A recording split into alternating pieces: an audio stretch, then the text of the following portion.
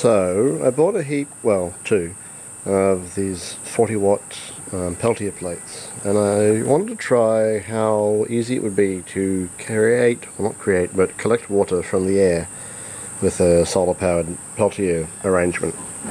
So get the ambient, humid, hot air, pass it over a cold side of the Peltier plate, use that, collect the water off that, use that cold dry air to cool the hot side, and then your output is hot dry air and water, hopefully. So I had this running for a while. According to this dubiously accurate temperatureometer thingy, it's 27.2 degrees Celsius and 34% humidity.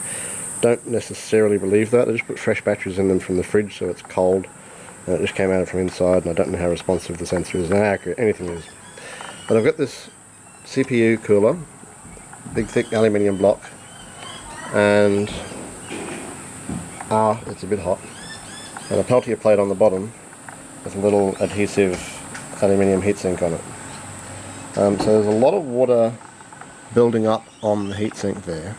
The aluminium plate is just there to spread the heat out a bit, because the functional working surface, if you like, of the heatsink isn't very big.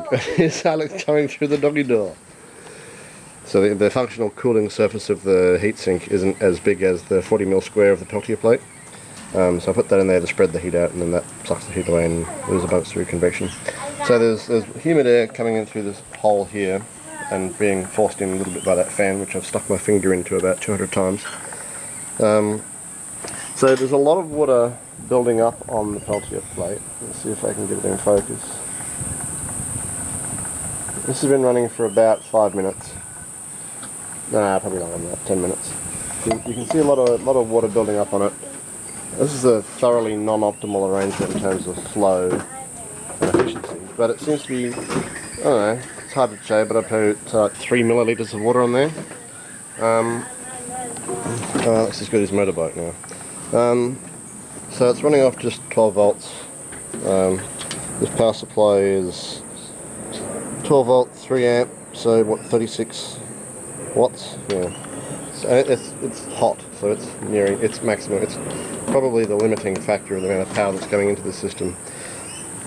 But I'm expecting this to take a ton of power, because Peltier plates aren't that efficient, and phase change is very energetically expensive.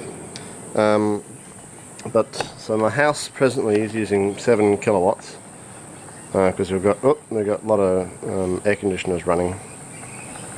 Now, I was going to unplug that power supply, but that's varying so much that the amount of power that power supply is drawing would just be absorbed in noise.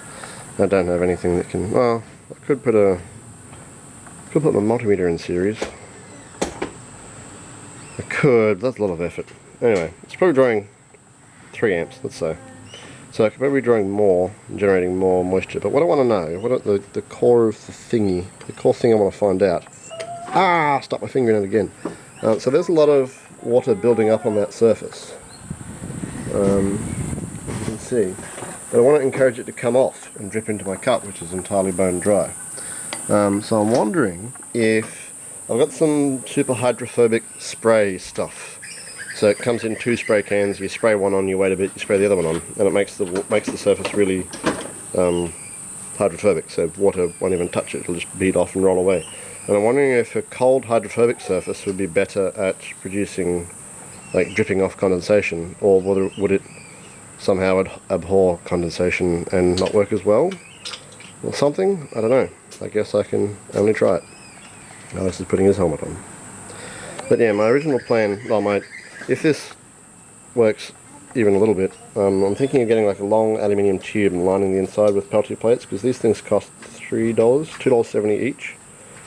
And you can get a pack of 10 heat sinks for $8, so yeah, it wouldn't cost too much.